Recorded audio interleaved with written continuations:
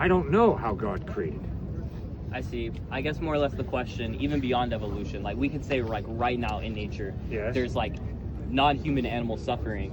And the question would be like, if there's an all-loving, all-good God, why would that exist? What would be like the necessity for that to exist? Oh, because once again, for like human suffering, yeah, there's of course, there could be argued some sort of end. Like maybe I don't know, like let's come up with an example. Like let's say I like lost my mother or something. Yeah. Sorry if anyone's lost their mother. If somebody's lost their mother, for Yeah. example, you could say, well, I needed that to happen at that time because it helped me develop into a better person. There could be an argument for that. Yeah. But for like animals, you can't really make that argument because they don't really have the same level of consciousness or the self-reflective ability that humans do.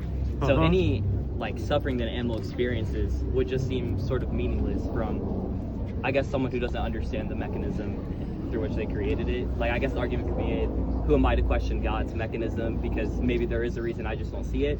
But what would your response be to that? My response to that would be, not only do I not know the reason, I'm not sure there is one. Because when we rebel against God, chaos erupts.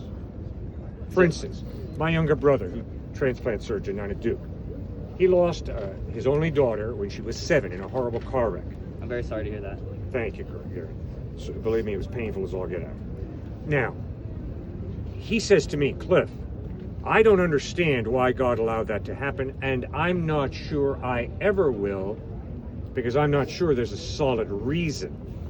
That the babysitter didn't see the stop sign, went right through the stop sign, and then the pickup truck at 55 miles an hour hits her broadside and kills her instantly. And I think he's right.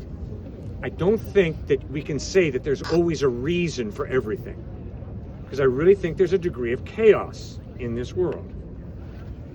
And that's why I get really honked off at people who say, well, that tragedy occurred because God is judging those people. You don't know that. And Jesus doesn't teach that.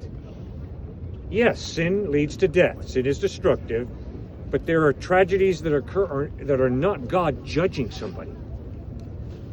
Does that make any sense? That makes perfect sense.